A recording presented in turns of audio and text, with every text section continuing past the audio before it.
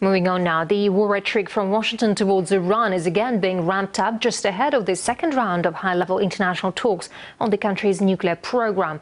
US military top brass claim they would need just 3 weeks to defeat Iran's armed forces. Our TV's Gayane Chichakyan looks at whether it's just more tough talk or preparation for real action.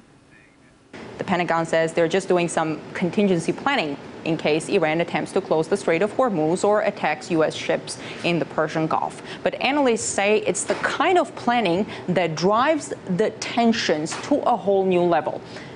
Now, it doesn't take a rocket scientist to figure out that Iran is encircled militarily. Here is Iran, and here are the countries in red where the U.S. has military presence. We tried to put on the map those U.S. bases which have been reported about. They are in flashing blue here.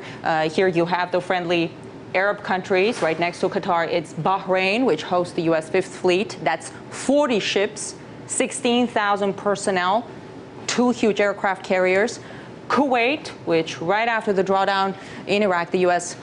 there has increased the size of standby combat force. America's Air Force, Army, Navy, and Marines are boldly positioned in Oman and the United Arab Emirates. That's to the south of Iran, in Turkey and Israel to the west, and Afghanistan and Pakistan in the east. Most recently, the U.S. Air Force has dispatched a number of F-22 Raptor strike fighters to a base in the United Arab Emirates.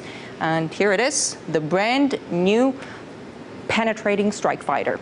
The move has caused backlash from Tehran. In addition to the hardware, the U.S. Central Command says there are about 125,000 U.S. troops in close proximity to Iran, not to mention new drone bases at undisclosed locations also in the region. U.S. officials say an enhanced presence in the Gulf is meant to serve as a, quote, quick reaction contingency force, not simply as a prelude to war. But the buildup seems to exacerbate the hostile talk, which may at one point turn into an all-out confrontation. The Iranian military is, of course, no match to the American military might. After all, we're talking about the country that spends on its military more than the next 10 top defense spending countries combined.